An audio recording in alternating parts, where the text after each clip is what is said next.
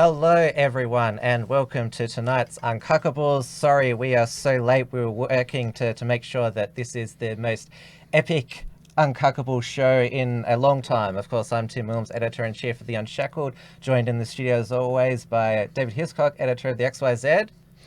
I'm doing great, Tim. Thanks for having me. And James Fox Higgins, that's a great t-shirt. Thank you very much. I'm very proud of my t-shirt. It has my branding on it, and everything is fine here. As you can see, everything is just fine. Yes. Yeah, nothing just happened. We didn't have to initiate any instant nukes at all, because we were not shut down. We were not shut down. No, that didn't happen. Yeah. No, things are. it's all been going swimmingly here, but we were all on time. It's just that, there's so much on the show notes for tonight, and we wanted to get a grab of every single thing. Because it's been another week in the US presidential primaries with the New Hampshire primary, which happened Tuesday. We got the results Wednesday Australian time. There was no technical issues. Bernie Sanders, he won by about 1.5% over Pete Buttigieg, but they got the same amount of delegates. Mm-hmm. Yeah, naturally, yes. And, no rigging going on here, absolutely none at all. But interesting that the Shadow Incorporated app wasn't used, and if it had been, it would have been interesting to see if the results had been skewed towards Mr. Buttgig, whatever his name is. I saw a meme today that the US Democratic primary is now Buttburn. Even Donald Trump is enjoying making fun of his surname too. It's great. Oh man. And you know, on the topic of Buttigieg, I did see an article making the rounds today on Twitter saying that Mr. Buttigieg and his husband are planning on having a baby in the near future. So that's interesting news. I'm not sure how that's going to work plumbing wise, but you know, that's the word. And there's a lot of theories floating around online about his military service, that he only served 6 months, and he worked for a contractor to the CIA, and so there's a lot of people from the left and the right, because the Bernie bros, they don't like him at all. They've nicknamed him Mayor Cheat. And so even their sites are digging around, and yes, he could be the CIA deep state's Manchurian candidate. Yeah. Do you think Bernie Sanders supporters will ever get tired of always being cheated out of the nomination? And then Bernie, the biggest beta cut, getting up on stage, we have to endorse the candidate that screwed me over. I also heard that Buttigieg, when he was young, he was killing dogs. Yes, that got around. It's I thought that might have been true. It certainly looks like it from his high school photo. He certainly looks like the type, but bit of a apparently there's a website you can generate those fake news articles with. So I think it's fake news, but it's the kind of fake news we like because it's amusing. Yeah. I think all of this, though, the whole shambolic state of the Democratic process at the moment, the Democrat Party process, I should say, it's all just pointing towards a massive win for Trump. I just don't think, unless Hillary swings in with some sneaky tricks at the end, I really don't think they have a candidate who can beat Trump. You know, Bernie's the one who is actually going to. You know, he's the progress candidate for the Democrats, but he is a big fat wedge through the middle of the party, and it's going to divide and destroy their chances. They're just not going to be a unified party. Now, we are live tonight just on the Uncuckables YouTube channel and the Uncuckables D-Live channel. Excuse me, I just had a drink of Mountain Dew. Got to drink still water, Tim. Still water's the professional approach. I'm having a mixture of water and a lot of other fluids. But yes, right, we won't elaborate. we are live on the just saying nothing. Uncuckables YouTube channel. I've just put I'm going to put the entropy link in again. So that's the way you can interact with us. you can ask us a question, send us through a super chat, and if we think of a good poll question, we will put it there for you to vote on. And we're also on the Uncuckables D Live channel, where you can send through lemons, which is the cryptocurrency of the platform, where there's also ice creams for 10 lemons, diamonds for 100 lemons, ninja gear for 1,000 lemons, and a ninjet for 10,000 lemons. How cool is that? I want to know what these cash in for once we've accumulated some lemons and ninjets and whatnot. I haven't actually looked into the real world ramifications of having lemons. Lemons? Well, you can have, I've heard that you can have coronavirus with a slice of lemon. That's a good one. I've actually been drinking Coronas. I got triggered. I wonder if I bought some beer. I wonder if that has affected their sales at the moment. It's actually a thing. Yeah. Yeah. Well, people are stupid. It happened to me. Most people are idiots. Most people are idiots. Yeah, they'll freak out when they see Corona written on a beer bottle, even though they've been drinking it for 10 plus years or whatever. And I mean, moron's gonna moron. Yeah. It's a thing. I see the death toll is over 1,000 now. The official it jumped by about 200 overnight. Oh really? Is it 1-2 now? Oh, let's get a live update. Okay. Are you guys using the John Hopkins live map thing? That's pretty fancy and. Oh no, we're just Wikipedia. Oh right, yeah. Well, there'll be a lag. There's a real time. Wikipedia like to be John Hopkins University. Factual. 60,347 total confirmed cases. 1,369 confirmed deaths. Yeah, that's the. And 6,122 recovered.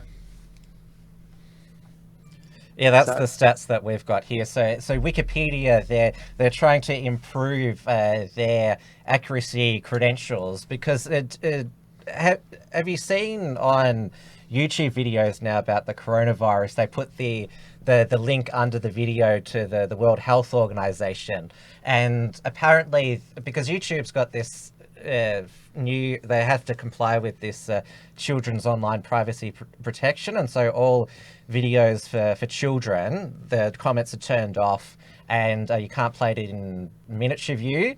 They've applied this to coronavirus videos, so there's no comments there in case there's any fake news there. Of course. And we wouldn't want any racism against Chinese people to do with the coronavirus. Yeah, or we wouldn't want that's the most important thing. Some jokes about the coronavirus. Absolutely not. Yeah, you can't weaponize hate with humor.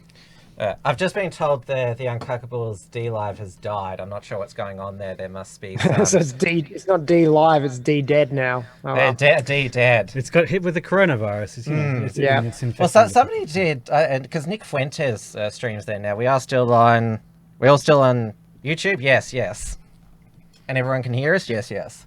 Nick Fuentes, he now multi-streams to D Live and...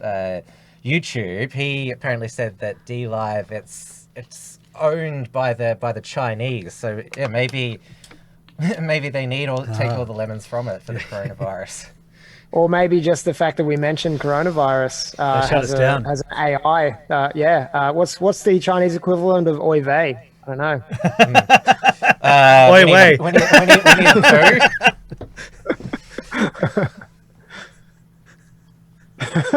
do.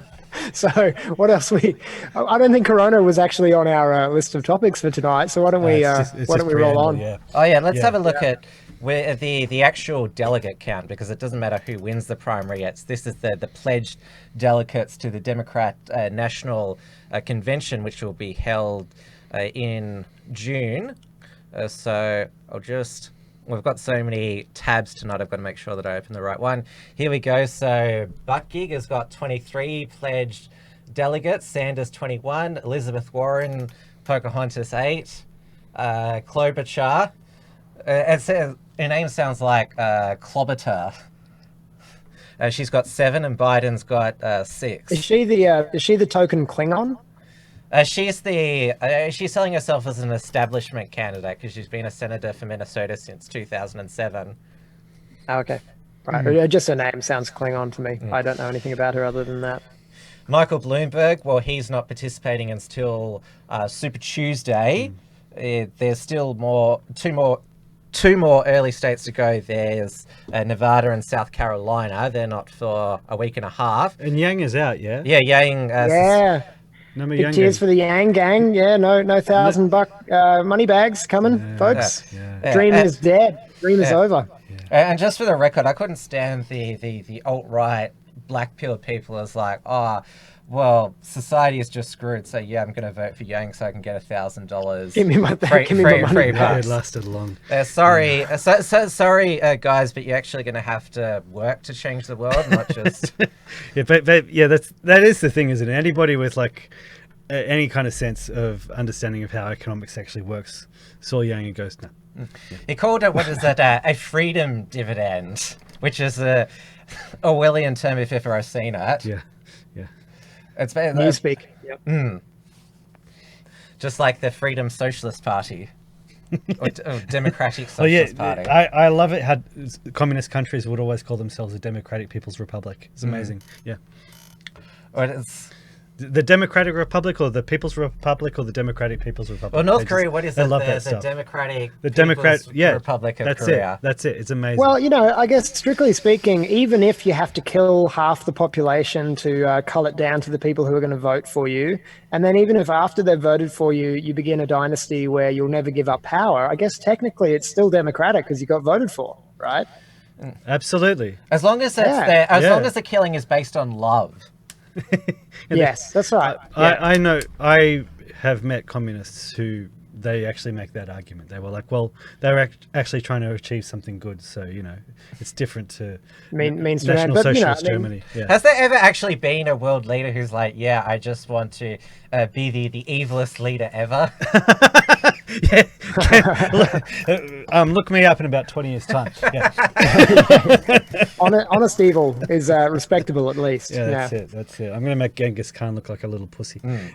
Yeah, well, there you go. You've just named him, Genghis Khan. He was pretty unapologetic in his like, I'm going to kill you.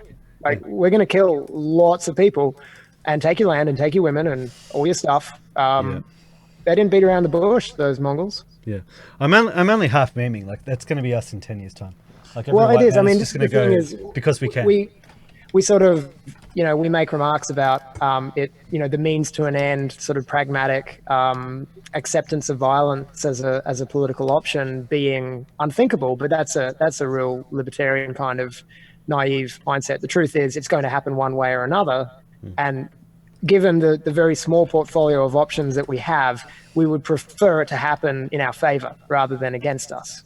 So at the end of the day, there's no political option that is morally right. There's no perfectly good political option, and they all degenerate and end in horrific violence. So it might as well be violence that benefits our children and our offspring and our future. That's not a moral judgment. That's just being realistic, I think. Yeah, survival. I was just alerted to me that entropy wasn't working either, but I've got it working, okay. working again. We've got something going. Ay caramba. So now that we've finished siege posting, are we going to talk about Scandinavian Airlines or Jordan Peterson? Oh, We've got yeah, more of this move to that. Well, when we move to Scandinavia, we also have to talk about Greta Thunberg. Yes, of course. She's going to be getting a documentary series by the BBC, which is, of course, funded by the British people through their TV license fee. You have to have a license to watch TV in the UK. You have to have a Not for long. I mean, they have to pay to watch Greta Thunberg as well. Then Sorry? they have to pay to watch Greta as well. Yes. Yeah.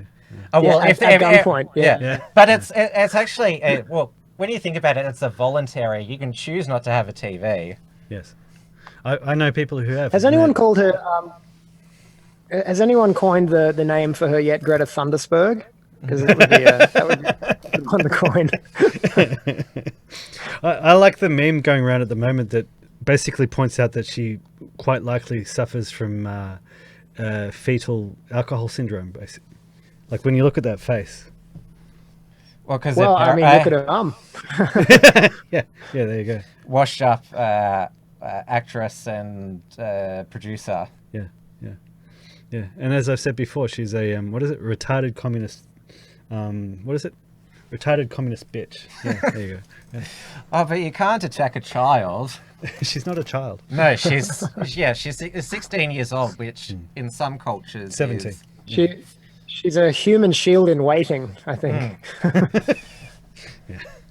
Oh, yeah. Well, everyone seemed to learn from the Palestinians to use children as human shields. Yeah, the globalists look at that and go, "Hey, we like that." Yeah. I mean, why the climate change activists? Why they're brainwashing the children and giving them the day off school? Well, yeah, they've. Have you seen them? They're pushing that girl now who there's footage of her getting arrested outside Kirribilli. Yeah, I think I might have that still. You keep talking. Yeah, because she asked a question to a panel on Channel 10 the other night. So, and like she's got this signature, like she was wearing this red scarf, and so she like this little red necktie, and so she's got it around her head. So that's going to be her thing, this little red necktie, and like, they're trying to make her into the Aussie Greta Thunberg. So we should expect to see more red neckties tied around Hey the heads guys, of... more seriously. Oh shit, what's happened? That's going all over the place tonight. Okay, Timmy. Yeah, I'd like you to share this video as far as What you have we got here? can. Hey! Just on the subject of tying red, silks around your head, it's not a very good tactic if things get hot. To have an army of people with a red flag tied around their heads. It's a real bad idea. You're putting a little bit of a target on your head, yeah. Yeah, a little bit. Yeah, we're going back to the siege posting now. Keep talking. I'll see if I can find this. Yeah, basically, I predicted that. It's basically the MO now. Like, you want to try to push any kind of agenda. Here we go. Use a child. So we're going to. I'm Councillor Brian from Northwest OSG. I'm asking you and your father to cease your actions which are preventing police from reopening this closed road. This road was temporarily closed in accordance with the Road Transport Act to allow your safe movement. I'm now directing you to move off this temporarily closed roadway so that we can reopen the road. I warn you that should you fail to comply with my direction, you may be arrested. Force may be used. Do you understand, Izzy? You need to leave now. Are you going to leave for me? Yes. Excellent, thank you. So you've got to leave, take your daughter? Yeah, we'll go now. Thanks Look very at much. that poor child. And look at the father. That's direction. Fuck him. It's so disgusting. This poor girl is scared for her life because the police who are being polite, they've been really nice and they're explaining the situation. Look at that. Then she holds it up. Yeah, after. she looks tiny, but she's actually 13. Yeah. It doesn't matter. Like she's only there because somebody's shoving her there and saying, no matter what they say to you, you stay there and you do your job. Like she is a little slave for these cultists. Yeah. And you can tell she's terrified and she doesn't want to be there. She shouldn't be there. And the police were being totally nice about it, explaining, here's the situation, this is the road, people are in danger because of what you're doing, we're gonna need to move you. I remember they said at the time, the police officer, he was throwing his weight around. Whether you saw it then, he was just reading it out in obviously clear as he could, and we didn't see what was before that video where. Obviously, things have got to that stage where the police needed to issue the move on order. And that's also the same protest where David Shoebridge, the New South Wales Greens state MP, got arrested and is now before the courts. Yeah. So basically, you're going to see more of that girl. They're going to push her. They're going to shove her down people's throats. I hope not. I'll be praying for her. She should not be there, and she knows it in her heart. And her parents are scum for forcing her into that situation. You saw what the father looked like and was wearing. How do you mean? Oh, didn't you look at him? He had some Hawaiian shirt on. Yeah. With sunnies. Who wears Hawaiian shirts? Yeah. Yeah, no. So don't be racist against Hawaiians, Tim. You know it's snowing there. I mean, Yeah, it's snowing in Hawaii. It must be global warming. It's a grand solar minimum. Well, our favourite Hawaiian, Tulsi Gabbard, she's still in the presidential race. Oh, she is? Yeah, she's never going to win any delegates, but she's going for the Ron Paul strategy, just compete in everything, just get the message out. But the thing is, well, if the Democrat Party are prepared to screw over their biggest threat, of course they're going to make sure that they sideline every possible threat. And, well, that's why they got, Hillary Clinton decided to suggest that she was a Russian asset, which is different from an agent. Agent means you're working for the Russian, but asset means that you could help Russia. No, I see. Yeah, I see. So you could actually be America First yourself, but if people interpret that if by having an America First position is good for Russia, then you're a Russian asset. Yeah. Okay. Yeah. Well, that's quite a slippery slope argument right there, isn't it? Because you could start assigning asset status to just about anyone who's down the line serving any particular cause. So we're not Nazis, but we're Nazi assets. Oh yeah, that's the thing they always use against people like us. So you might not be saying anything that could be extruded as inciting extremism or violence, but somebody could get inspired. Yes. So let's lie and pretend that everything's perfect and harmonious. Just in case some nutcase decides to pull out an automatic weapon because he watched our show. I mean, that was definitely the feeling they wanted to put in us after the Christchurch incident, when they started naming and shaming I think all of us were indirectly at least implicated by some of the media, by association, that we're part of the radicalization process. But, we've always been very clear on our stance about violence, I think. I mean, there's some jurisdictions banned Catcher in the Rye because it was read by Mark Chapman, who shot dead John Lennon. He was reading it as John Lennon came home with Yoko Ono in 1980, and so he was inspired by the story in it. Yeah. Okay. So this is how absurd that is. Wow. Yeah. But while we've gone back to US politics, Trump's longtime friend, confidant, ally Roger Stone, well, he was found guilty of by a jury in a federal court of several offences. Was obstruction of Congress, threatening witnesses, false statements, and this was all. He was basically entrapped by the Mueller inquiry and report. They didn't actually, because the end report found no wrongdoing, but the Mueller investigation basically entrapped a lot of Trumps in a circle. There was obviously his national security advisor, Michael Flynn, George Papadopoulos. There was his former attorney, Michael Cohen, Paul Manafort, his campaign chair at one stage, and a lot of Trump supporters have been wondering, like, Roger Stone, he's basically going to become, because he was going to be sentenced later this month, he was basically going to become a political prisoner. And people are saying, why don't you use your pardon power? That's what the president has. And they're originally going to recommend the United States Department of Justice 9 years. And William Barr, the Attorney General, said, no, we'll revise that. That's quite excessive. And 4 of the DOJ attorneys quit in protest. And this is another sign of Trump's corruption. I think he's doing this now because he's like, what are you going to do, impeach me again? Has he acquitted him? No. Because he's still got to be sentenced, Roger Stone. Okay. He could still go to jail. Okay, so, because I know that Donald Trump has spoken out against the harshness of the sentence. And Well, we'll have a look at that clip now, because this is the one of the ones that we especially downloaded. That perhaps they were Mueller people, I don't know who they were, prosecutors, and they, I don't know what happened, they all hit the road pretty quickly. Look, you had somebody just recently, you saw what happened He got 2 months. He got sentenced to 2 months for leaking classified information at the highest level. Who's that? They treated Roger Stone very badly. They treated everybody very badly. And if you look at the Mueller investigation, it was a scam because it was illegally set up. It was set up based on false documentation and false documents. You look at what happened, how many people were hurt, their lives were destroyed, and nothing happened with all the people that did it and launched a scam.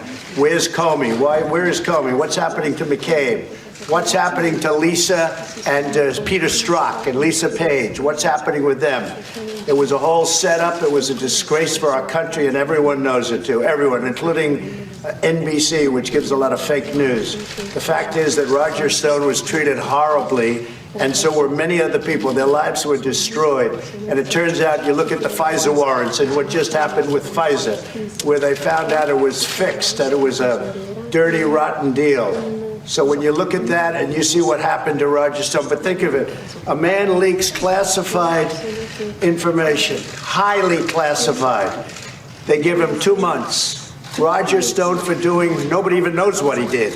In fact, they said he intimidated somebody. That person said he had no idea he was going to jail for that. That person didn't want to press charges. They put him in for 9 years. It's a disgrace. And frankly, they ought to apologize to a lot of the people whose lives they've ruined. All right, next question. Next question, please. Go ahead. Yeah, please, Steve. Wait. What? Are you considering a pardon for? I don't want to say that yet, but I tell you what, people were hurt viciously and badly by these corrupt people. And I want to thank, if you look at what happened, I want to thank the Justice Department for seeing this horrible thing. And I didn't speak to them, by the way, just so you understand. They saw the horribleness of a 9-year. Epic. Yep, there we go. Based President Trump, as Svatonik is saying in the chats here, you know, Trump is the best president Israel ever had. Well, but no, I mean, yeah, his take is strong. I like his strength on this stuff, and hopefully, you know, to whatever extent he can intervene on Roger Stone's behalf, he will. I don't think. Let me guess. Is he just look? You know, he could pardon Roger Stone, and I don't think any Trump supporters would care. You know, they'd be happy with that. Is he just looking into the pardoning though? Like that, you know, like see how he doesn't want to say it straight out, like that he's going to pardon him. Well, if I'd love to see him just get up there and go, look, I'm going to pardon everybody who these fake. Like if these investigations are fake, as he's saying, he should get up and say, look, I'm just going to pardon everybody because it's fake. And yeah, if you guys want to attack me again for this, bring it. Don't forget that. It'll get to that point, especially if when he wins this election and we've got 4 more years of Trump, it's going to spiral much more. There's going to be much more of an aggressive campaign from the Democrats and the left generally and the foreign interests to shut down the the grassroots right wing support base of Trump. And that'll be the real test to see, is there any shred of America first left in Trump? And will he start to play hardball and start to use the levers of power that he has his hands on? We're not going to know until after the election because every president plays it safe until they've won a second term. Okay. And then we start to see what they're made of after that. I think, there's still a bit of hope. Okay. As Obama was caught talking to Vladimir Putin on that hot mic where he said, after my re-election, I'll have a lot more flexibility. Yes. And what was that over? That was over missile defense. He was basically saying to the president of another country, I will lower my defenses against your nuclear weapons after the election. Like if you want an impeachable offense, there you have it. And don't forget that the Benghazi attack in Libya, where the ambassador was killed, that happened September 11, 2012, 2 months before the 2012 election, and they managed to keep it relatively hush-hush. Who was it? Susan Rice, the National Security Advisor, said it was anger over a YouTube video, and that was believed. Yeah. There's a good comment from Rusty McClay here saying, climate change equals Brad Pitt and Jennifer Aniston think just like me. I'm cool just like them. I can be a movie star too. I love it. That's great. the point. And we definitely wish that Jokin Phoenix, he wasn't that his Joker character was the real him and not who he is as a person. Because remember, during his acceptance speech for Best Actor, he's worn the same suit for 3 months to preserve the Earth's resources because of climate change. Oh, and he's wow. also a vegan, and he spoke out against the milking of cows, because of course that's rape. Well, Milk is he'd be rape, so yeah. much more likable if he smothered his mother with a pillow and went on a killing spree. Yeah, he'd be much more likable.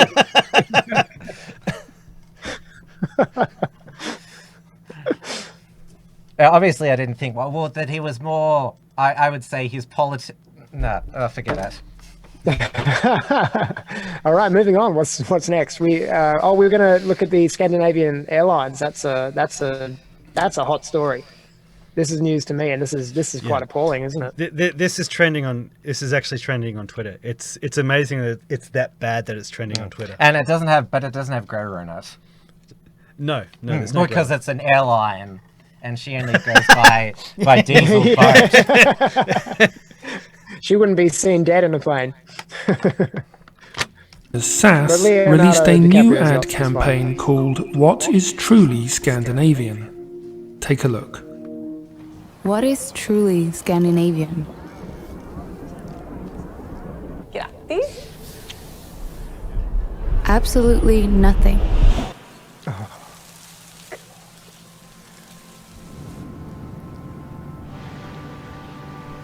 Nada.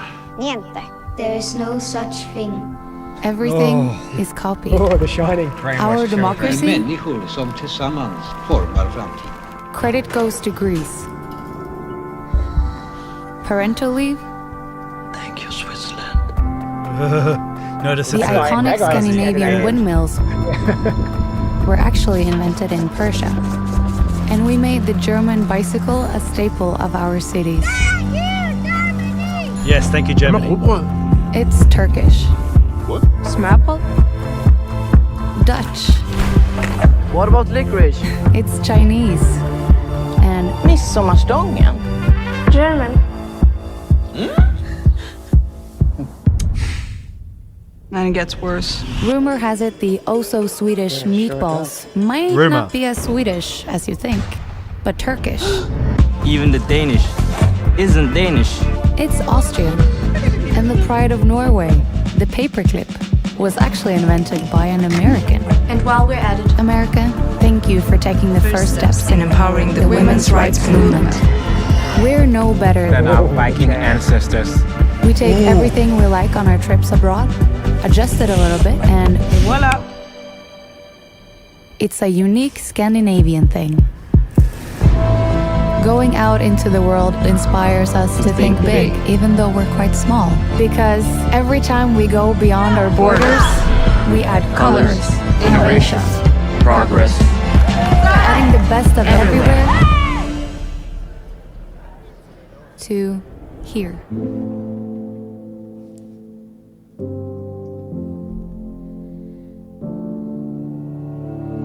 In a way, Scandinavia was brought here. Piece by piece. By everyday people who found the best of our home away from home.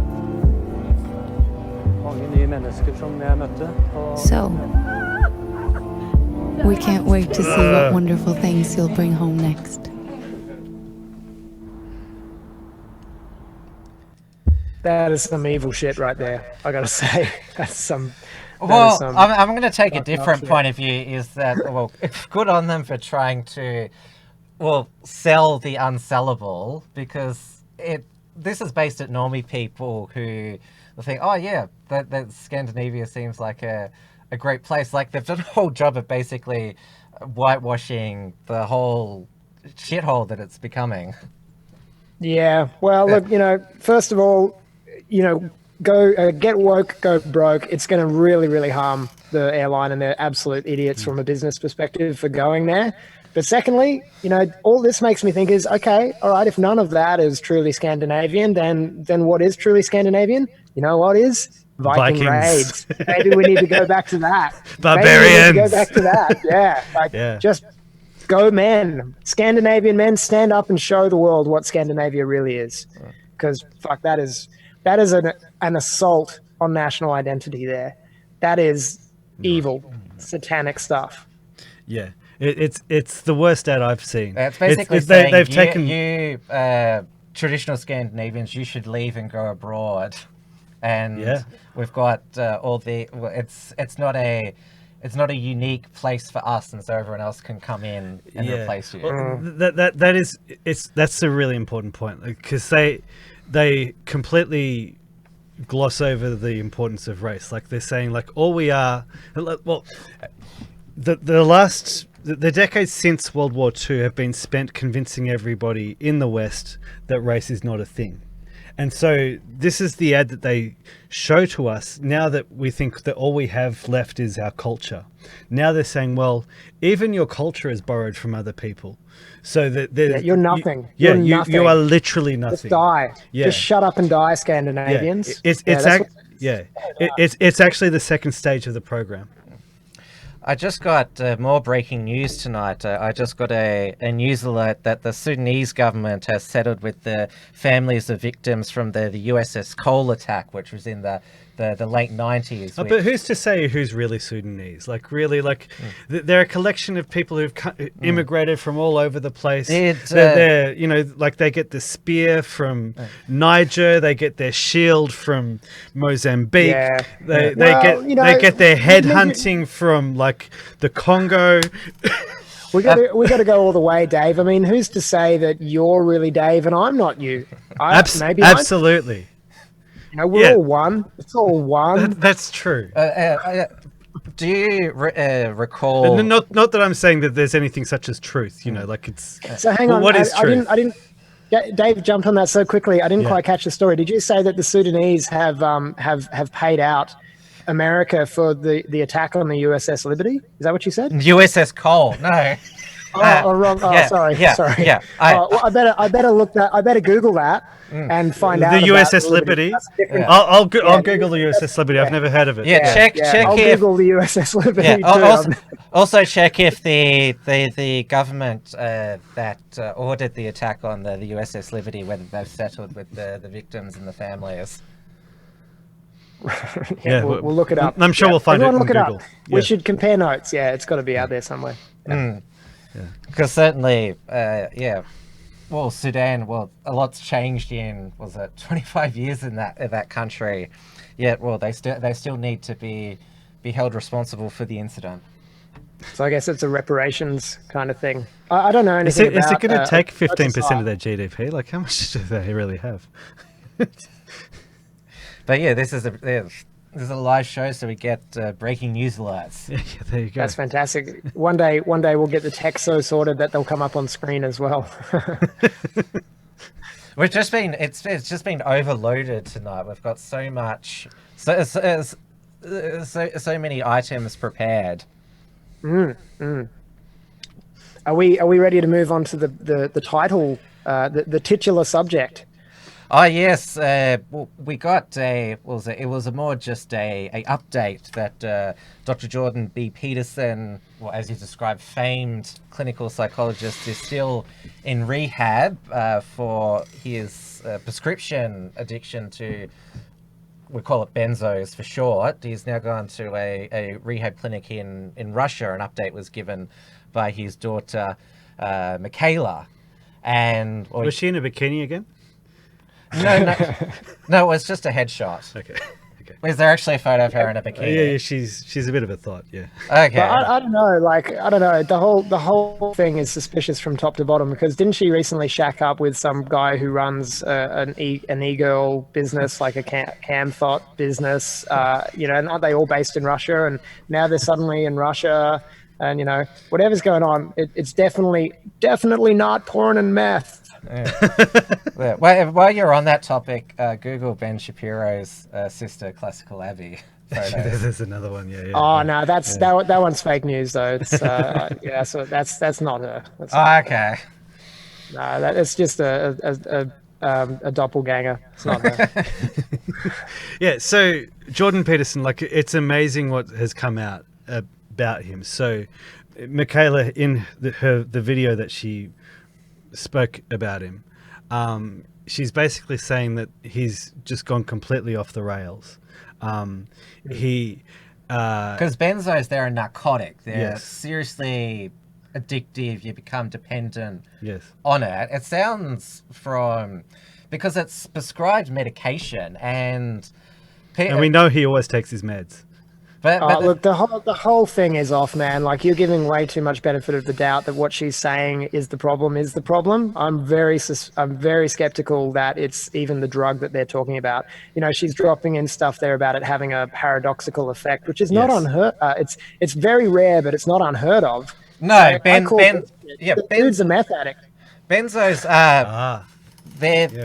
people have been prescribed it. A lot of them have become, like, it's helped some people, but a lot of people it's made them worse. That become dependent on it. But like what she's actually describing is that it's saying that it's exacerbating the symptoms that it's supposed to be fixing. Because he was initially subscribed it for anxiety, and then she said the dose was increased when his wife, her mother, was diagnosed with cancer. And she said that the increase in dosage that really messed him up. Yeah, well, even if what she's saying is entirely true, it certainly kind of backfires on one of the central messages of 12 Rules for Life, which was, take your damn pills, bucko. Jordan's been taking his damn pills and it hasn't gone well for him. She was describing his symptoms as being, I forget what the technical names are for the symptoms, but basically that he's so restless that he can't sit still and has become suicidal. Yeah. Like, the dude is really, really messed up. And, I fell for Jordan Peterson. A lot of people did. I was wooed in by his woo-woo. And it took Vox Day's takedown of him in Jordanetics for me, and me spending some time reading through both meticulously. I read 12 Rules for Life. I was sort of like, it's not as good as his lectures. And then I read Jordanetics, and I was like, whoa, I'm going to have to go through this with a fine-tooth comb. And so I started to do my YouTube series. I only got as far as Rule 9 before I couldn't stand it anymore, but I might continue and finish at some stage. But yeah, like, the people who were paying close enough attention predicted very accurately that this was going to happen. Vox Day is not surprised in the least. And the people who've been paying attention to what I've been going through, analyzing the charges against Jordan Peterson by Vox Day, people are have been starting to wake up. But if they're not awake by now, if they're not there are still people who are just saying, oh, he's just a normal, broken, human being. He's as fallen as any of us, and it doesn't take away from his message.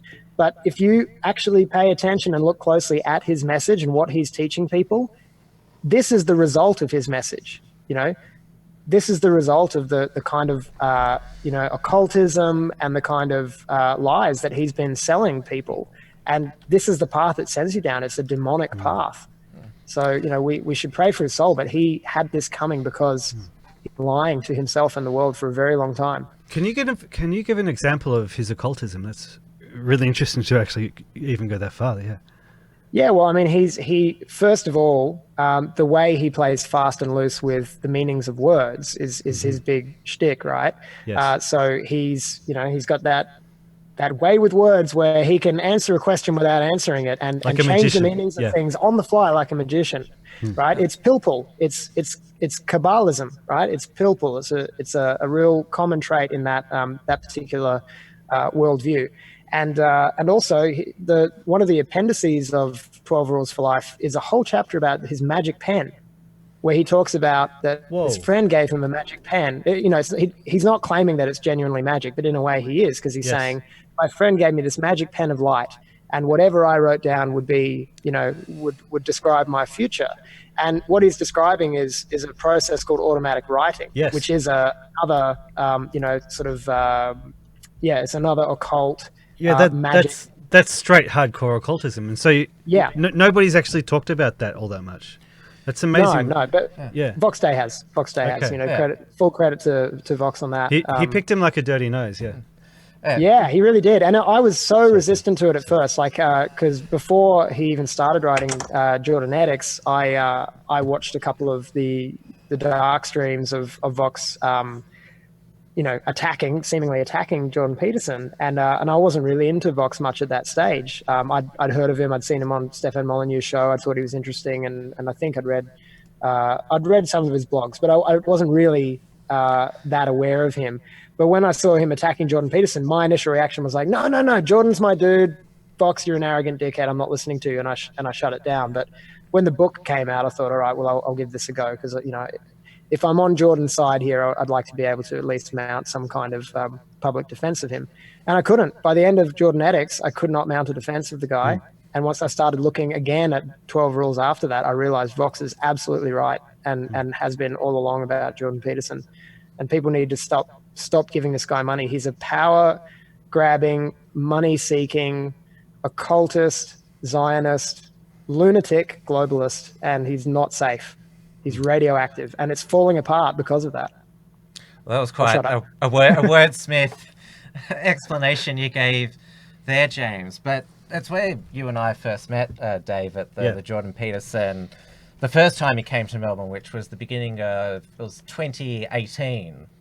I find it really interesting because you're telling me that you were bored. Yeah, he got up on stage with Jordan, not with me. Yeah. You were sitting behind me, and I think you tapped me on the shoulder. Yeah, it was actually quite interesting. Like, we had all the different organisers of all the independent media in Melbourne. It was pretty cool. But Jordan Peterson comes up on stage, and then there's this huge standing ovation. And because I didn't want, I followed the crowd there and got up and clapped just so it wouldn't look weird. But I was just there out of curiosity. And he begins by saying, I wondered what I was going to talk about tonight, as if he hadn't given it much thought, and he decided to talk about what it meant to believe in God. And it was just an hour and a half of rambling to get to that conclusion. And I completely zoned out. It was... Well, it's the baffle garble. Wordplay. Yeah, if you want to know what he talked about, I actually took copious notes, and I actually did a actual review of what he was talking about. It's at the time I thought it was great. I'll admit I was sucked in as well. Reading back, I haven't read back on it yet. It's like there's some good moments in there, and then just this turgid mess in between. He was that usual criticism, a lot of long words, a lot of complicated stuff, but not really saying much. And just going round and round and round. And I think that's he's why he's a very talented guy and a very intelligent guy. You can absolutely say that to his credit. A talented public speaker and very captivating. But when you actually sit down, when you slow down and analyze what he's actually saying, it's either meaningless, a lot of it, or totally illogical and self-contradictory, or totally evil. There's not a lot of, or the good stuff is just so common sense and obvious that it might as well not be said. But it's all mixed in together into this bag that, it feels like a really captivating performance from a really clever, wise, internet dad, but it's not so. Just one more thing on his books before we get into some of why he is a shill. I tried to read Maps of Meaning. So I started off, I was reading the introduction, and he was basically giving a really interesting overview of his life's journey. He was raised conservative and Christian, and then he rebelled against that in university and became a bit of a socialist. And then he made his way to sort of being like the way that we saw him, as kind of this kind of libertarian, individualist, slightly conservative, anti-communist, that sort of stuff. And it was a little jaunt working for the UN with John Podesta. He didn't mention any of that. I'll read a little quote from that introduction a little later on. But what's what I've always found interesting is that then I got into the actual body of maps of meaning.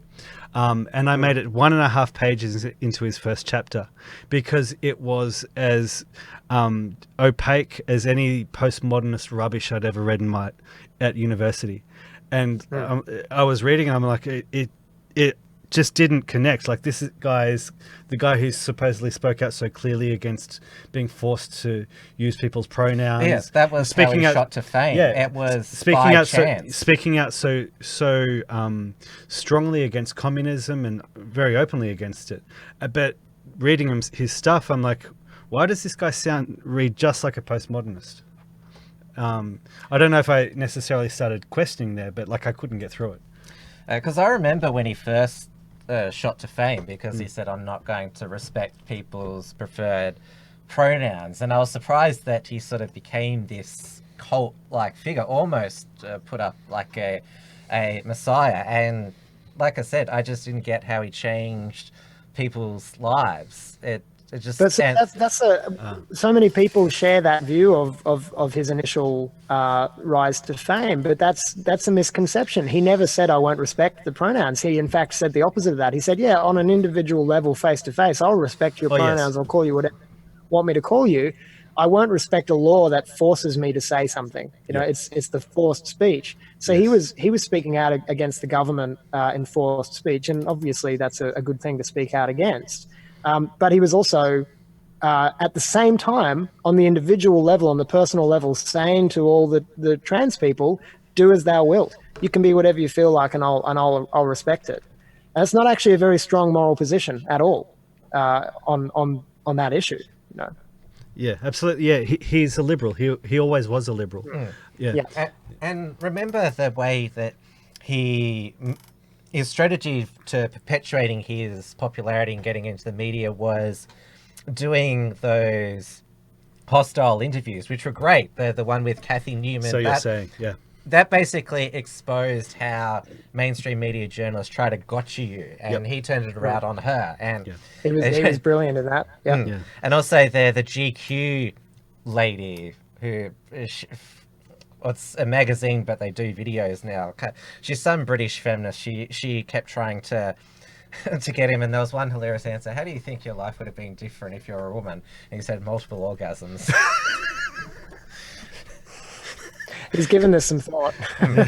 And so, I did notice that was how he made sure that he was still in the headlines. Like when he came to Australia for the second time, I know that Andrew Bolt was quite peeved that Jordan Peterson wouldn't go on his show, and then decided to invite Milo Yiannopoulos on because he had his own grievance with Jordan Peterson at the time. But he went on Q&A, ABC's Q&A. And of course, this was this is going to be a hugely controversial episode. And what was that? He was on with Terry Butler, one of the shadow Labor ministers, and she claims she was for free speech because I'm having a conversation with you. that whole Q&A, because I watched it, that was a complete sham, because like they had this rule that you're not allowed to speak any longer than a minute, so they always cut off Jordan Peterson. Yeah. I'm just going to interrupt you there, as Tony Jones. Exactly. But they let everybody else speak. And we know Jordan can't make a point in less than a minute. Well, yes, that's the thing. That a minute is his preamble, and they deliberately sat him next to the guy who thinks he's a woman. But he actually got on best with that guy because he actually made the most sense out of the rest of the panel. Kate McGregor, who's the military trans woman, and his name's not Kate.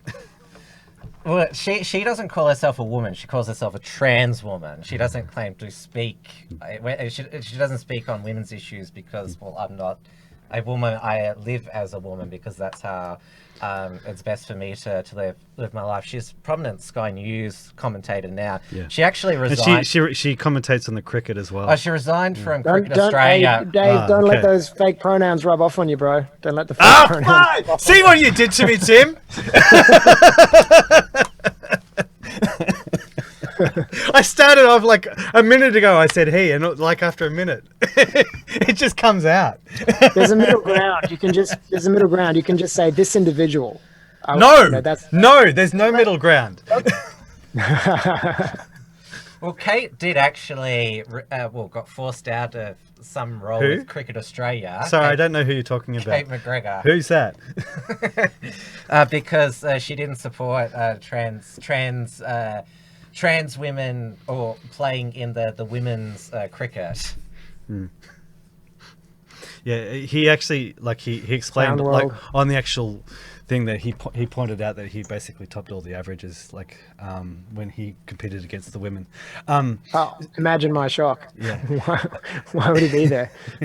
So can we see the footage of you, James, with Jordan Peterson? Because I want to get into the real body of why this guy is evil. We've talked about the occultism, but this is a hint really for you. Was it a hint for you at the time? Yeah, and this was well.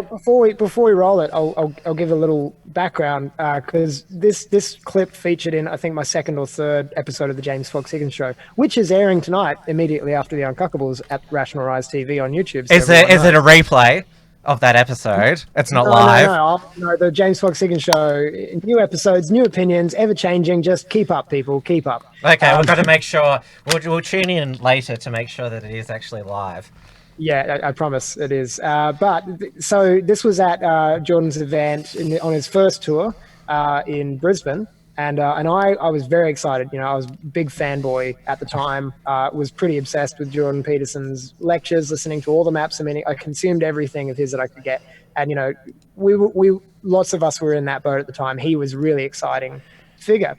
And for me, I'd also gone through a really intense and in some ways painful personal epiphany, a spiritual awakening through Jordan Peterson's lectures. I got curious about Christianity again. I had dismissed it for 20 years. I was Christian as a kid. I knew Jesus was the way, the truth, and the life at age 8, and I dismissed it. So Jordan's biblical series was there's more to it here. I can look at this with a little bit more of an open mind. And I started reading the Bible again. And I won't get too deep into it because it's not really the topic for tonight, but I had a Holy Spirit encounter in that process, and my faith returned, and I've given my life to Jesus. And so I've become a Christian by the time I got to Jordan Peterson's event, and I was very excited to thank him for helping me there. And we can watch the clip now and see what happened. Hi, James. Thank you so much for your work. You were my gateway drug to Christianity. Oh no! From nihilism. Well, that's definitely a step up. And how's that working out for you? Fantastic. Oh, good. Have you talked over page 2? And I hope this was too much. I wanted to give you thank you. It's science fiction adventure. It's available on Amazon and Barnes and Noble. Wow, that would be nice. Thank you so much. All right, good to meet you.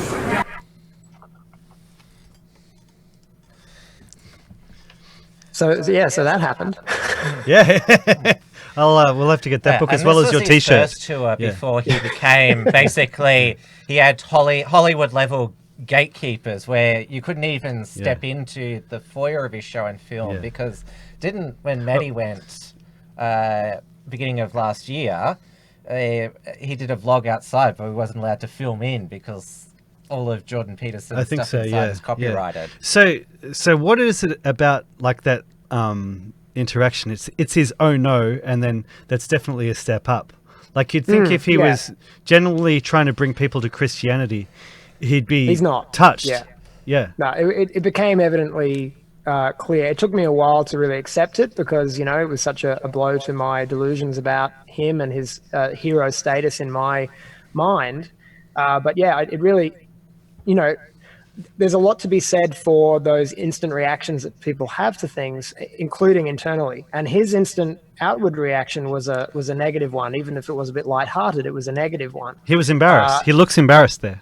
Yeah. And I mean, my particular wording might have been what embarrassed him because I said you were my gateway drug. And that was a reference to a Facebook post that I had, which actually got some traction because it got shared around a bit. And then Andrew Klavan ended up reading it out on the Klavan show. Yeah, and then he ended up playing a clip of me and Sven having a chat about Jordan Peterson on his show. So I thought, and then I know the third instance was Andrew Clavin then interviewed Jordan Peterson, and he mentioned me and my post that I'd written, and he quoted me as saying that Jordan Peterson was my gateway drug to Christianity. So I thought, right, if I drop that line as I had originally written it, maybe he'll make the connection.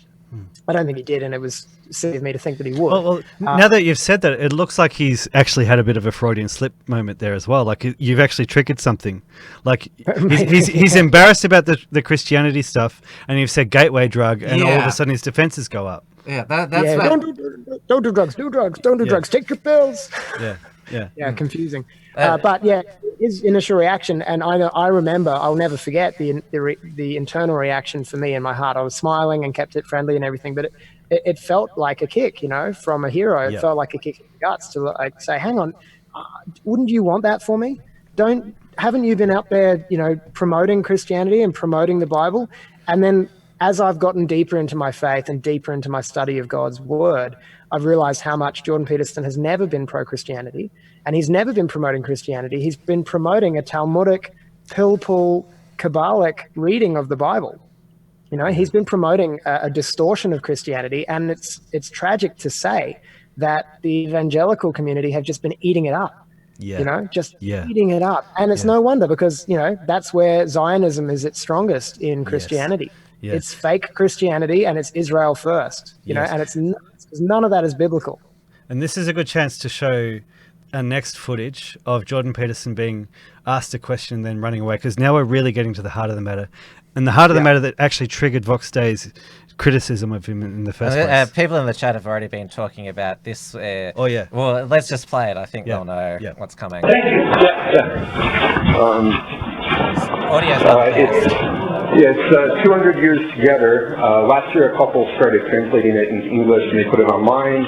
I included all the chapters that they've translated so far.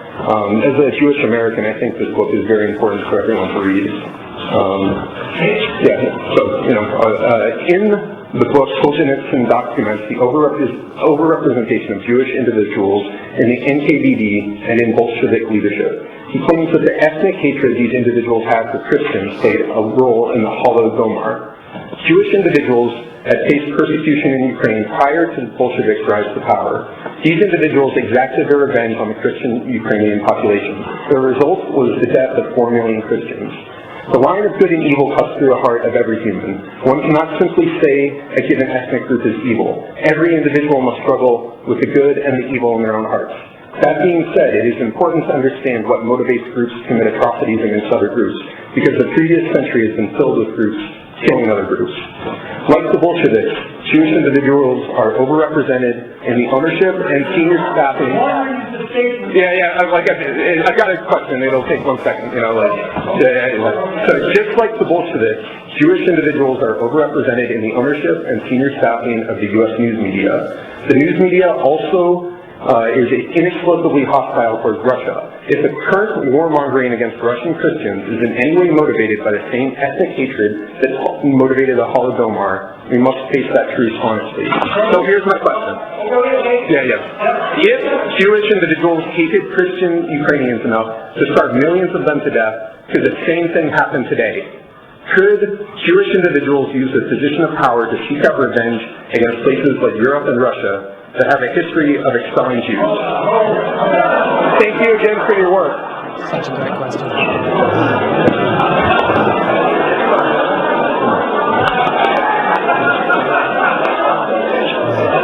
He's so tortured, man. He's so tortured. Look at him. He's about to cry. Maybe there's something here that you don't know about, And I am trying to just speak the truth.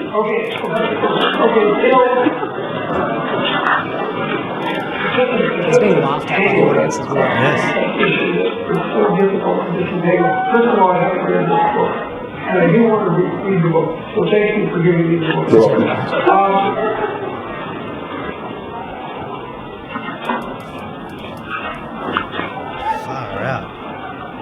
Grow some balls. That's okay.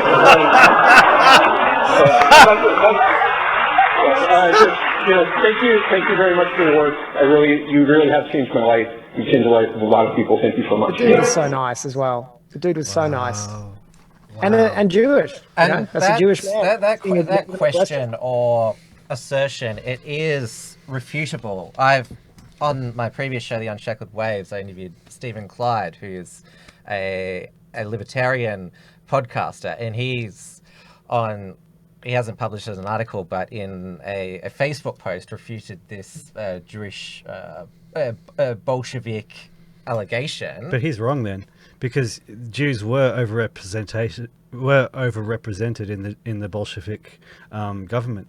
I'm just saying, for the sake of Jordan Peterson, there, if he was really knowledgeable about everything, he could have answered that. But he would have been wrong. But it would have looked much better than what he did. Well, yeah, he's been shown up. Yeah, well, I mean, it delighted his audience, who were mocking and jeering at the guy asking the question straight away, because as soon as he touched the topic, everyone in the room, the programming kicks in, right? The decades of propaganda kicks in and goes, oh, we're not allowed to ask this question. We better mock him. We're not allowed to ask this. We're not allowed to. No, don't ask. Don't touch that one. And even Jordan did that the same way. And, if you go through the question very carefully, it's a very well-constructed question, very well-framed, a little long, obviously, for a live situation, but... I think it was deliberately wrong. I think it was trying to make a point, but... Yeah, well, the point was made, and he really exposed Jordan's, lack of allegiance to truth in that moment. Yes. Because he had nothing. All he could say was, I can't do it. Yeah. And I believe him. He can't do it. He's not allowed to do it. The people pulling the puppet string will not let him do it. The people paying the meal ticket will not let him do it. Right? Yeah. That's why this guy has had a mental breakdown, because he's sold his soul to devils. Yes. And he can't speak the truth. I'll get to that, what you just said then, like in a moment.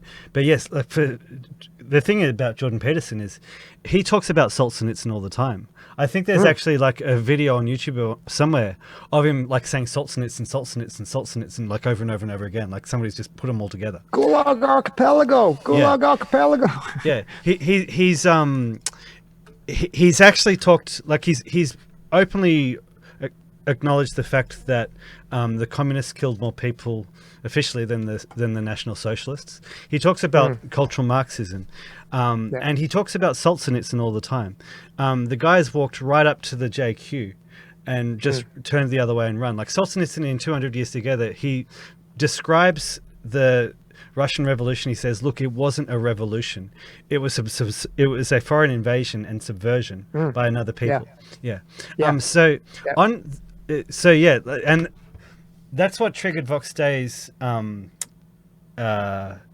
criticism of him, because Jordan Peterson wrote that article saying, "Look, the reason that Jews are overrepresented in positions of power is because of their IQ," and Vox Day pulled that completely apart. This is kind of where this whole live stream has been sort of heading. Like, the central point of this is that Jordan Peterson's breakdown is over the JQ. Yeah. Yeah. And it's because I think he has gone there to talking about communism in the negative light that he has through his career over the last few years, because the masters who have paid his meal ticket have recognized that the jig is nearly up. People are waking up to the lies and the propaganda, and we better start giving them just enough truth to keep them at bay. Yes. Communism is just an ideological fad, but it's evil and it killed lots of people, but anyone could have started it. But what they won't let him talk about, and what they won't let us talk about, is the fact that communism in the 20th century was just one of the more recent occasions in a long line throughout 2,000 years of history of Jewish revolutions in the West. Yeah. That's all it was. Jewish attacks on Christendom. That's all it was. It's just another one of those. Something that a lot of people may not remember, Jordan Peterson shot to prominence very soon after the takedown of Milo Yiannopoulos was done. Remember when there was that video of Milo? So it was, he came, it was, when was it? 2017, when the pronouns thing first happened. Was it second half of 2017? Yeah. Basically, when Milo Yiannopoulos came to Australia, I had not heard of Jordan Peterson. And the takedown of him came. No, wait. Hang on, no. No, I might be wrong there. Yeah, because Milo's I'm wrong there. pederast stuff that happened at the beginning of 2017, around about March, when he was just invited to be the keynote speaker at CPAC. Yes, Jordan Peterson, he shot to fame very soon after that. So it was 2016 was the pronoun when the Bill C-16. It was Milo was already established at the beginning of 2016. Yeah, basically Jordan Peterson shot to prominence after the takedown of Milo. So it was months before.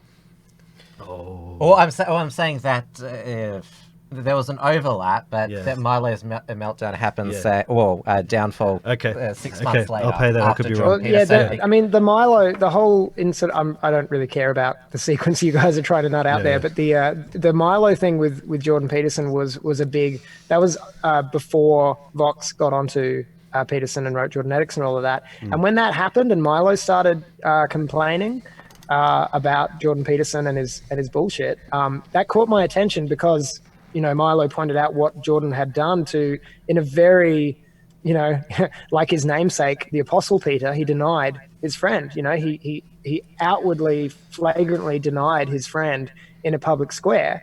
And it was great to see Milo come on Q&A and call him out for that. But of course, by then, Jordan Peterson was able to just quickly go, I'd just as soon apologize, which, by the way, is a bullshit non-apology.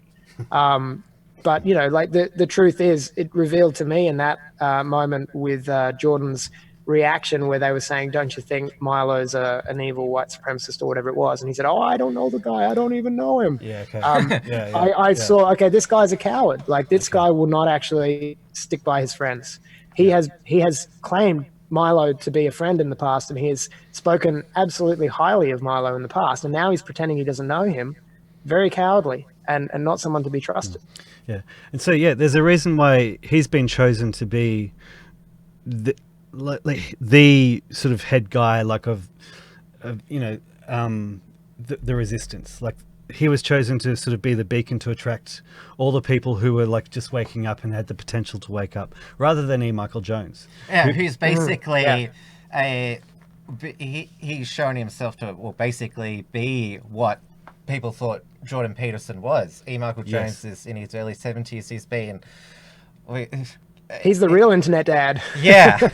He's been with his Culture War magazine. He's been on the topics that the YouTube have been talking about for decades. But it's only now that he's getting the recognition, which that can happen. Your ideas only make it into, I wouldn't say the mainstream, but come to fruition, widely read when you're near the end of your life already, or have already died. Well, Murray Rothbard, nobody knew about him in life, but everyone knows about him in death.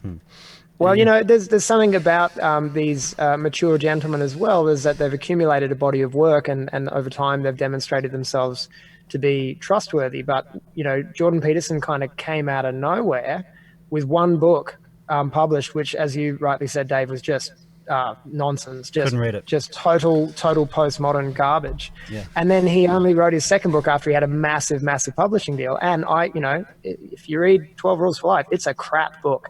It's it's poorly written. Pat the neighborhood cat. I can't believe that's actually one of the rules. Yeah. The whole chapter's about dogs anyway. The whole chapter's about dogs. Yeah, it's bizarre. Like as Vox has said, these are literally survival rules for somebody who's just holding it together. He's been scrambling for fame and power since he was a teenager. Jordan Peterson, wanted to be the Prime Minister of New Zealand. Same Maybe difference. He could be Prime Minister of New Zealand. Canada's just the New Zealand of the North. Sort of taking it back to the point that I was trying to get with what you're making, that's been the whole, in a way, it's the tragedy of the last few years.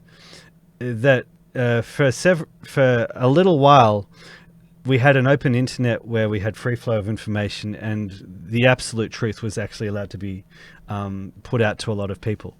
And so Globo Homo went into overdrive to find a way to stop the truth from coming out and to find a diversion for all the people who were waking up. And so and that's why we're critical of Jordan Peterson. Like, yes, a lot of people will say, like you, that like he was actually part of their red pilling and sort of set them on their path. But it's like he was supposed to be a catchment for a lot of people, and I think for a lot of people he has. Like, there'll be some people who continue to take the path, but it's the reason why we have the expression normies. Like, it's normal people. Most people will just stop at Jordan Peterson when it could have been E. Michael Jones. And you know what the tragic part is? That the people who've gotten, in my estimation, the people who have gotten the most caught in the trap of Jordan Peterson have been Christians, evangelical Christians. Yeah. They won't say a mean word about him. They won't say a truthful word about him. And that's deliberate too. And they think that he and the Jews and Israel are our greatest allies. You know, and it's bizarre because it's so, you know, this is why the Catholic Groyper movement and why people like E. Michael Jones are becoming so successful, because they're not compromising on scriptural Christianity. Yeah, it is deliberate because you wake up Christians to that, and that's basically the biggest demographic block that you can wake up about the JQ, and all of a sudden everything changes. And it's always been the target of the JQ. Sorry, Tim, but it's always been, you know, it's always been Judeo versus Christianity, not Judeo-Christian. Yes, I think because they, as you're saying, they tried to have Jordan Peterson as basically capture these people who are waking up and make sure that, to use the basic expression, make sure that they'll control opposition. But once you begin to wake people up, you can't stop the journey. And as we saw, they moved on from Jordan Peterson. James moved on from Jordan Peterson, and they found E. Michael Jones. But not everybody. Not everybody. Yeah. But you'd say that the people who are on a genuine path to truth and finding out the real history and how our society is really structured. The same with they've slowed it down. They haven't stopped it yet. You were talking about before, James, with the Groyper army. It basically destroyed Turning Point USA and Charlie Clerk. They thought they were winning. We've gotten rid of Gavin and Milo, deplatformed them. That's it. We've got all of these young people loving hip, cool MAGA, but they couldn't suppress what was happening to ordinary young people, young Christians, and then they just thought if they killed this internet movement would be it, but they came out in real life and asked questions, and as we saw there of Jordan Peterson running away from that's in its most pure, like Turning Point USA, they got more professional in trying to basically handle these unpleasant, tricky questions. And this is the thing about liars, is that, you know, they're quite easy to unravel. These propped up, you know, endorsed, you know, friends of Israel kind of liars like Charlie Kirk and Jordan Peterson are really, really easy to expose just by asking the wrong questions. And you know, that's not the end of the battle by any means, but it's an important step in the battle for truth, is asking the questions that expose the liars, so that those who have eyes to see will, like us, will look at Jordan Peterson's reaction there and go, okay, that guy can't be trusted. That's enough, you know. And as you said, not everyone is waking up to it, and sadly a lot of so-called Christians are not waking up to it. But this is what separates the wheat from the chaff, you know. And this is where the battle lines are drawn, and this is where at the end of time we're going to find out who really is for Jesus and who isn't, and that's where we're headed. If I can be allowed just 5 minutes to do some amateur pop psychology on a professional psychologist.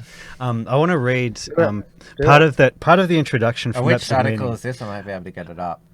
Oh, that's okay. I'll it's on. I'll just read it out. So this is from his introduction to Maps of Meaning.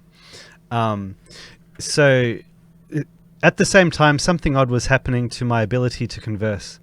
I had always enjoyed engaging in arguments, regardless of topic. I regarded them as a sort of game. Not that this is in any way unique. Suddenly, however, I couldn't talk. More accurately, I couldn't stand listening to myself talk. I started to hear a voice inside my head, commenting on my opinions. Every time I said something, It said something critical. The voice employed a standard refrain, delivered in a somewhat broad and matter-of-fact tone. You don't believe that. That isn't true. You don't believe that. That isn't true. The voice applied such comments to almost every phrase I spoke. I couldn't understand what to make of this. I knew the source of the commentary was part of me. I wasn't schizophrenic. But this knowledge only increased my confusion. Which part precisely was me, the talking part or the criticizing part? If it was the talking part, okay, now he's going on and it's getting boring. So basically, what he's talking about there is he went through a crisis of conscience where he realized that he believed all these things that weren't true. And his conscience actually started talking to him and saying, no, you have to speak the truth. So when I hear now that he is hiding away in Russia, having contradictory responses to the medication that he's on, is in a state of constant agitation, it sounds to me like that voice has returned and says, you haven't told the truth. Sure, you've sold your soul and you've been given the world, but you'll never have peace again. Yeah, but no, I've got a slightly different take on it. I think it makes sense what you're saying, but I think that voice in his head, it cannot be the voice of God or the voice of the Holy Spirit, because that would come with grace. You know, what Jesus gives is grace, and that would be a state of peace and clarity and clear vision and relief. This voice in his head is torture. It's a demon. You know, he's demon possessed.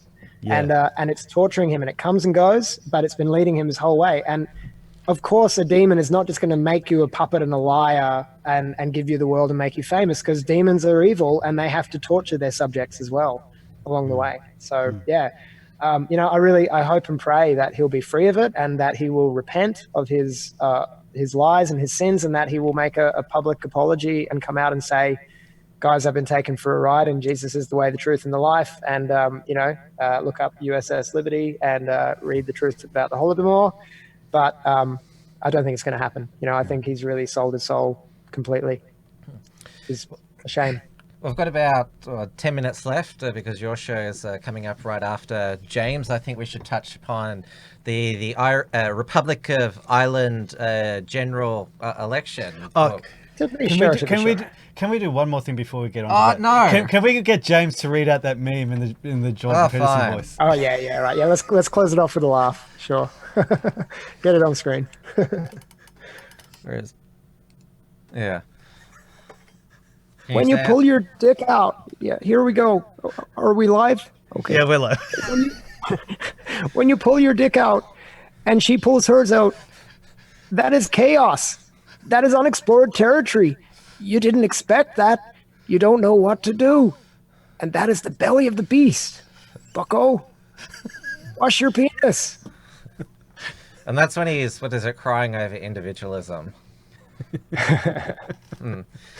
Anyway, Irish election result, because, your ethnicity is Irish, James, and Sinn Féin, which is the Irish Republican Party. They came first because it's a multi-party system, and the current Prime Minister of the Republic of Ireland, Leo Varadkar, he's the gay half Indian. He's out.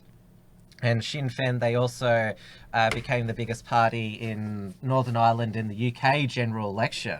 And so now it looks like that Irish unification, given that they're the biggest party in both nations now, could be on the cards. And I noticed that the globalists are blaming this on Brexit because it's led to nationalism, and that the Troubles, which ended with the Good Friday Agreement, power sharing arrangements in 1998, the Troubles could return because with Brexit there's the trouble of the Northern Irish backstop, the border between Northern Ireland and Republic of Ireland. And you had Mark Collett on XYZ Live a couple of weeks back, and he said basic way to explain Sinn Féin's rise again, the Republican Nationalist Party, is that Catholics have simply outbred the Protestants. Yeah, he actually said there was a famous Irish nationalist who said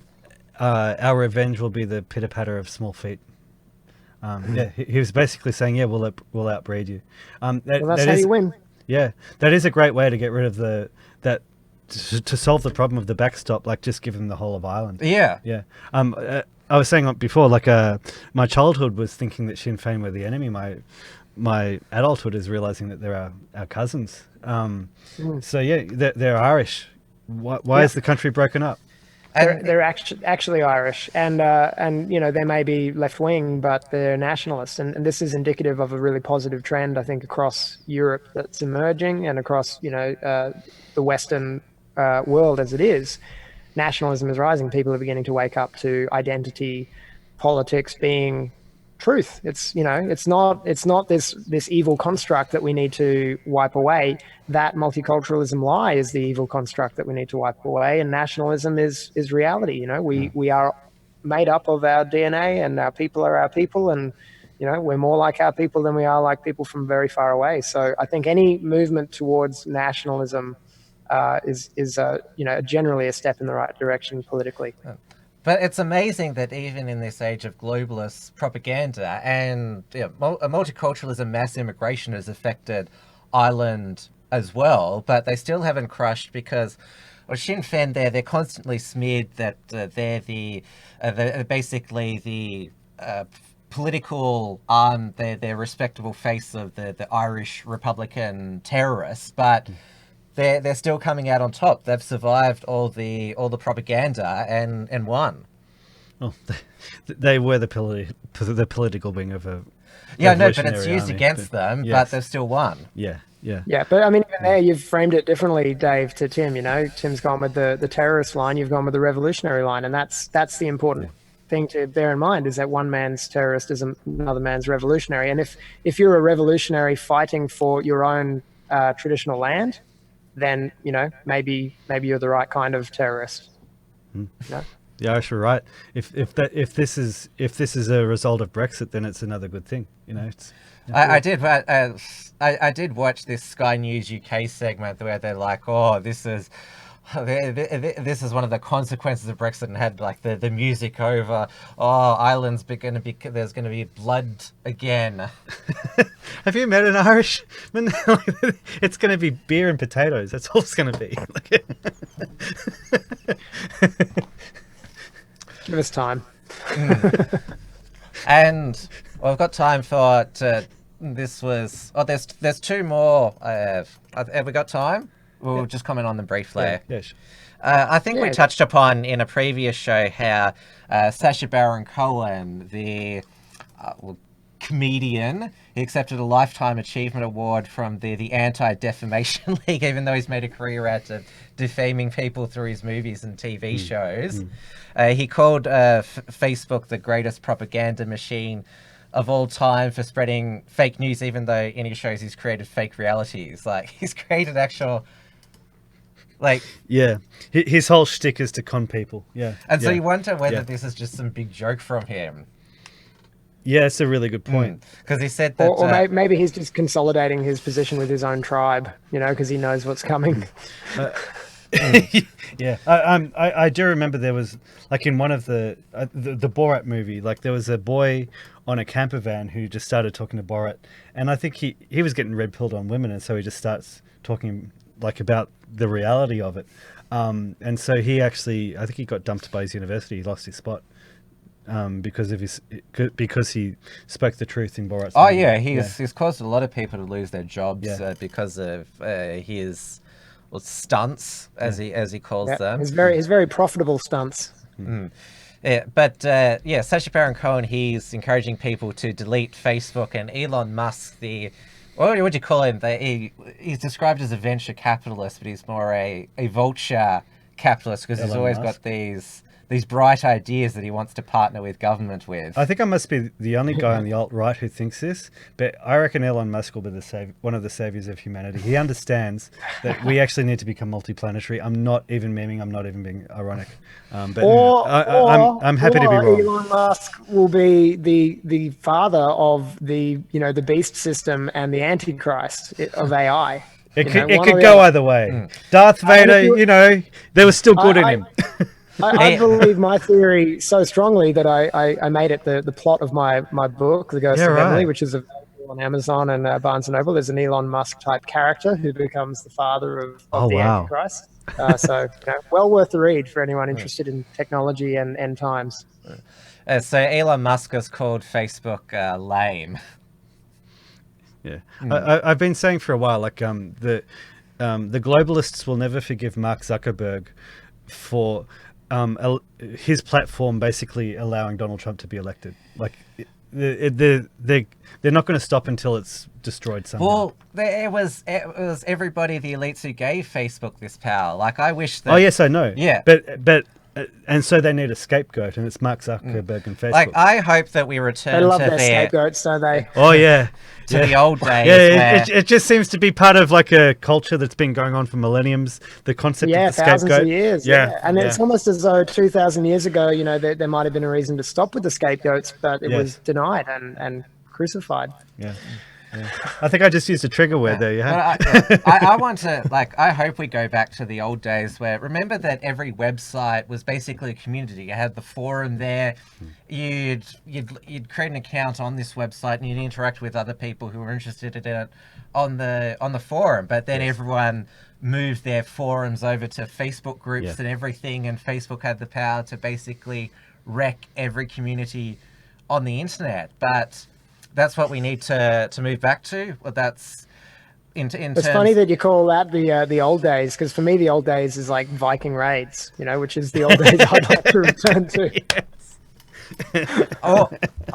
Live like a barbarian. The internet. If you can hold a spear, you can have a say. Yeah, it's led to an incredible amounts of freedom and information, knowledge at our fingertips. We just need to reclaim it like it was. Like its original purpose. Yes, reclaim it with a sword. Because the globalists, they've now realized, well, what have we created? We've got to basically censor it. Obviously, Google spits out fake news and YouTube spits out basically globalist propaganda in its recommended section. Yeah, well, I don't think we're much better or wiser or any more moral or smarter for all the information that we have. I think we're just a hell of a lot more propagandized and confused. And I will not shed any tears if somebody does let off that electromagnetic pulse and wipes out the internet and all the computers. I'll miss you guys, but maybe we can find a way to catch up IRL. I'm sure we'll find you. We'll find you. But we'll find each other. I mean, that's what people will have to do when we get off the internet. It's an interesting concept. Do you wish the internet was never invented? I'm not into wishful thinking about the past. I think things are playing out as they're supposed to, and things are going to get a lot worse, and that's how it's supposed to go as well. And that the worse it gets in the world, the more my heart is filled with hope, because it means we're getting closer to end times, and it ends well if you put your faith in Jesus. On that note, did you know the Beetlejuice, one of the biggest stars? What? Beetlejuice. That was quite a segue. Oh yeah, I'm going somewhere with this. So one of the biggest stars in the galaxy. It's like the 10th brightest thing in our night sky. Yes, it's actually started to dim, which means that it could be about to go supernova. And bright stars are kind of in the night sky are associated with change. Yeah, man, I tell you, I must be a freaking prophet or something, because just about everything I wrote in this book has come to pass, including Paris being on fire and there being riots in the streets, and monuments to Western civilization being cut down and burnt down.